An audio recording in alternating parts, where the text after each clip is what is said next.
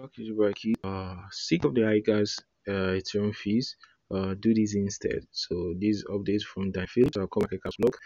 That's article writer, table of contents, accuse ETH gas fees, timing of transactions, and much data, guys.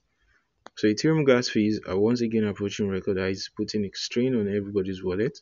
With an average Ethereum gas fee now sitting at more than $46 for ERC20 transfers. Ethereum transactions are now more than 20x higher than those other popular blockchains. As Ethereum becomes increasingly expensive to use, it is now essentially used for low value transactions in this case. So this is a picture here where you see average transaction fees for each networks. You can see Ethereum has about 46 points, which is the highest. Then we have in Solana among the top three cheapest ones you can utilize. BTC happens to be the fourth highest, among the fourth highest. So fortunately, there are a number of ways to cut transaction fees down to a bare minimum, helping you get more out of your transfers. How to reduce the ETH gas fees. So first of all, you need to time your transaction. To do it is true that Ethereum gas fees are generally high all the time. The average cost of a transaction can vary considerably throughout the day or week. Because of this, if your transaction isn't urgent, you will likely find that you can potentially cut your costs by more than 50% if you send your transaction when there is less demand on the network. So Ethereum Price provides a useful tool for help, help to a useful tool to help you work out when the gas price is at its lowest.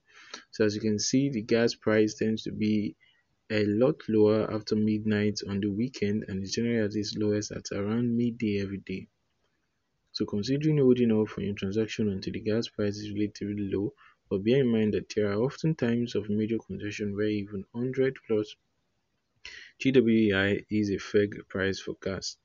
To use a layer 2 solution to Ethereum's high gas prices have been a regularly occurring problem since 2017. This has spawned a wide array of layer 2 solutions which aim to offload some of the ETH transaction volume to a separate network before finalizing the results of these transactions on the Ethereum main chain. So these can vary considerably in their form and function, but many of the more popular solutions have been sufficiently battle tested and can result in significant gas cost savings for users. We have Polygon, Arbitrum, and Optimism are currently the most popular universal layer 2 solutions for Ethereum. As per data from L2 fees, these can offer a potential 90% plus reduction in fees when transferring tokens or slightly less of a reduction when transferring ETH. So these are the current cost to transfer tokens, about cent, Ethereum about 38.50.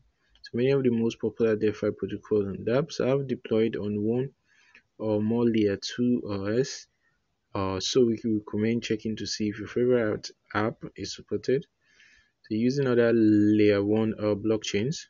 So one of the best performing sectors of 2021 was so-called Ethereum killers or competing layer 1 blockchains that promises ultra low transaction fees and fast throughput compared to Ethereum. The most popular blockchain stem, Solonavax, has exploded in popularity and market cap. It grew from combined market cap around $681 million at the start of 2021 to $94.5 billion.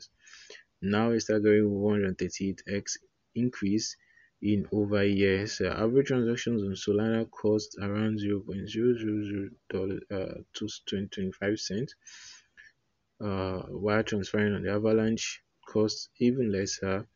And also have with their increasing popularity and users flocking to these low-cost blockchains, the relative ecosystem has also exploded in numbers. Users can check out popular Solana ecosystem apps like Serum, Radium for DeFi applications. For Avalanche ecosystem protocols, we have Trader Joe and Pangolin, popular DeFi users. Terra's very vibrant ecosystem are also highly popular among lunatics, with Anchor Protocol and Mirror Protocol the most popular. So why are your transaction fees costing so much? One of the major reasons why transaction fees are usually boils down to the following. You're trying to transfer tokens, you're invoking a smart contract. So unfortunately, any transaction that involves executing a smart contract and or sending ERC-20 or any of the variety of NFT token standards will cost significantly more than conducting a simple ETH transfer. This is due to the fact that smart contract executions are far more taxing on the network than moving ETH between accounts. Contrary to popular belief, the size of the transfer in ETH terms has no impact on the cost of the transaction. Only the transaction has an impact. As a result, more taxing transactions simply cost more.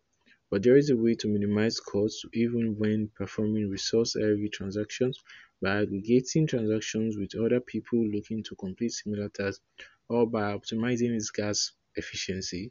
So a large number of platforms have emerged in recent months to help users do exactly this. This includes DEX aggregators like OneEach and Matcha, yield aggregators like Yen Finance and Zappa, and DSN aggregators like CoStar. So these platforms also not only improve gas efficiency but also the yields you get from your transactions, potentially boosting your overall returns considerably. So guys, that's all we have on CMC's news review today. Feel free to like, share, subscribe, drop by keys, and stay safe. Let us know what you feel. Comment section. Peace out and much love, guys.